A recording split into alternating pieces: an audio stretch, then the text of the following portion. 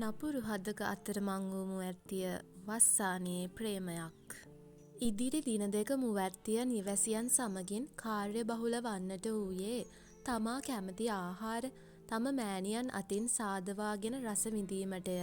නැවත පාසල් යාමට ඇති දිනයත් උදාවන්නට වද්දී උදෑසනම අවදි වූ මුවැත්තිය ගෙන යාමට අවැසි දේ සූදානම් කරන්නට වූවාය. ඒ අතර ඇයට නිවේද්ගෙන් දුරකථන ඇමතුමක්ද ලැබෙන්නට වුණි. "හෙලෝ ස්වීටි, මං නිවේද්. දන්නවා. ඉතින් මොකෝ මේ උදේ පාන්දරම? මෙන්න මේ අපේ අම්මගෙන් හරි වදේ ඔයාට කෝල් එකක් අරන් දෙන්න කියලා. සෝරි උදේම ඩිස්ටර්බ් වුණා නම්." ඒකට කමක් නෑ. එහෙනම් දෙන්නකෝ ආන්ටිට. එයාවත් සෑහෙන කාලෙකින් දැකලත් නෑ මං." මුවැත්තිය නම් එසේ පැවසූයේ සැබෑවටමය. ඉන්නකො එහෙනම් වීඩියෝ කෝල් එකක් අරන් දෙන්න." දැන් එපා. මේ පස්සේ ගමු." මුවැත්තිය එසේ පැවසූයේ තවමත් ඈ ඉන්නේ රාත්‍රී නිදන ඇඳුමෙන් නිසාවෙනි. "හෙලෝ දෝනි, කොහොමද ඉතින්? මට එන්න බැරි වුණානේ එදා මෙයාලා එද්දි." "අනේ ඒකනේ ආන්ටි. අම්මිත් එදා ඇහුවා ආන්ටි කෝ කියලා." "ඒකනේ දෝනි. ඔන්න ඔයා නම් හරිය ලස්සන වෙලා කියලා දෙන්න ආපු වෙලේ ඉඳන් කියනවා." "දෝනි ටීචින්ලු නේද?" "ඔව් ආන්ටි. මම මේ අද යන්න බඩු ලෑස්ති කරන ගම." "අනේ මම මේ දෝනිට කෑමක් හදලා එවන්න හිටියේ අද. එහෙනම් ඉතින් එහෙට මෙවන්නම්කෝ මං වෙලාවක." "අනේ එහෙම කරදර වෙන්න ඕනි නෑ ආන්ටි. අපේ අම්මිට දෙන්න දාන්ටි ෆෝන් එක." "දෙන්නකෝ සුජීව අක්කටත්." ඉතින් මුවැත්තිය මොහොතක් ගතවද්දී තම මව සොයා ගොස් ඈට දුරකථනය ලබා දුන්නාය. නමුත් ඈට නම් නැවත දුරකථනය ලැබුණේ පැයක් පමණ ගත වූ තැනය. "සුදු නෝනා, ඔන්න රම්‍යා ආන්ටි මොනාද හදලා එවන්නම් කිව්වා ඔයාට." ඇගේ කාමරයට පැමිණි සුජීවා පවසන්නට වුණාය. "අනේ මන්දම්මි, හෙමීට බඩු ටික දාගන්නකෝ. අයියා ගිහින් ඇරලවයි ඔයාව. මාත් එන්නම් යන්න අප්පච්චි වැඩට ගියපු දේ." එසේ පවසා සුජීවා මහත්මියත් ඈත් සමග කතා කරමින් කාමරයේම රැඳෙන්නට වද්දී මුවැත්තියගේ දුරකථනය නාදවන්නට වූ බැවින් ඇය එය අතට ගත්තාය. නමුත් ඇමතුම ලැබෙන්නේ කේෂ්ගෙනි. තම මවත් එතැන නිසා එයට පිළිතුරු නොදී ඉන්නට සිතා දුරකථනය පැති කබඩය මත තබන දුටු සුජීවා මහත්මිය නැවත එන ඇමතුම් දැක එයට පිළිතුරු දෙන ලෙස පැවසුවාය. "කවුද සුදු නෝනා?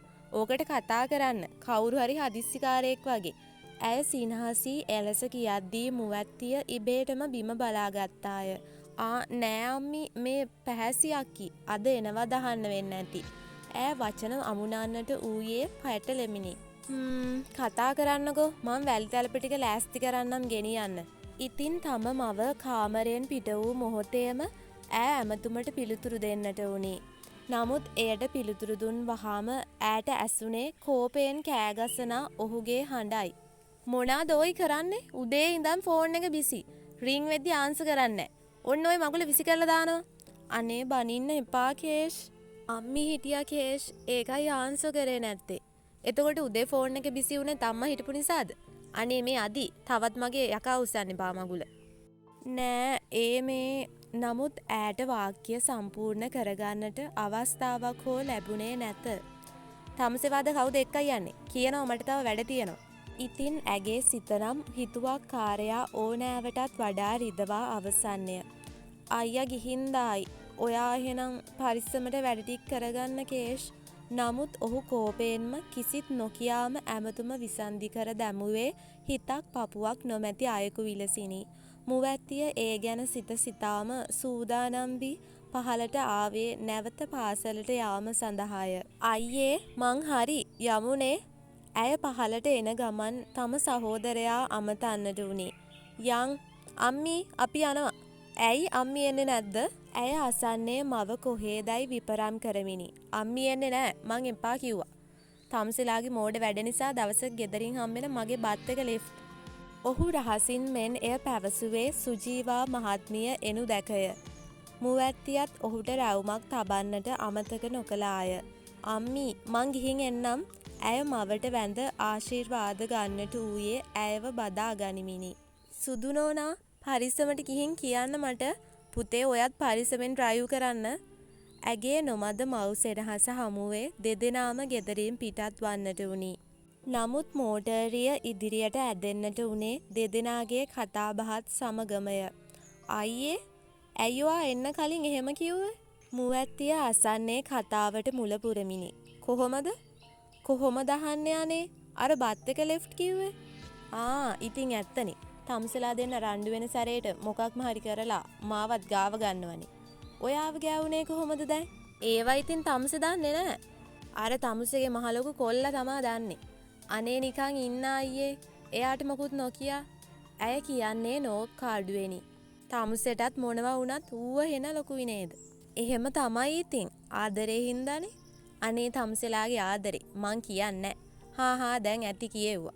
ඉතින් මුවැත්තිය සුසුමක් හෙලමින් කවුළුවෙන් එපිට බලා ගන්නට වුණි. හෝරා කිහිපයක් ගතවන විට ඔවුන් ළඟා වී තිබුණේ ගමනාන්තයටය. රියෙන් බැසගත් ඈ අමතන්නට වුණේ පැහැසිවය. අක්කී අනේ ඇති එන්න හිතුණා. ඇයි මේ එළියේ යන් අයියේ ඇතුළට. දැන් රෑත් වෙලානේ අයියේ එන්නකෝ තේ එකක් බීලම යන් මහන්සිනේ කොහොමද? ඉතින් පැහැසිගේ වදන් හමුවේ ටික වේලාවක් එහි ගත කළ මුවැත්තියගේ සහෝදරයා යන්නට ගියේ ඇයට උපදෙස් දෙන්නටද අමතක නොකරමය. තම මවටත් ඇමතුමක් ලබා දුන් ඇය තමා පැමිණි බවත් සහෝදරයා නැවත පිටත් වූ බවත් දන්වා සිටියාය. නමුත් කේෂ් නම් තවමත් මුවැත්තිය හා කෝපයෙන් බව ඈ වටහා ගත්තේ ඔහුගේ දුරකථනය ක්‍රියා විරහිත කර තිබූ නිසාවෙනි. ඉතින් හෙට දිනයේ පාසල් යාමට සාරියක් සූදානම් කළ ඈ පැහැසිව සොයා ගියේ ඇගෙන් හෝ කේෂ් පිළිබඳව තොරතුරක් දැන ගැනීම සඳහාය. අක්කී මේ මට උදව්වක් කරන්නකෝ අනේ. මොකක්ද නංගි?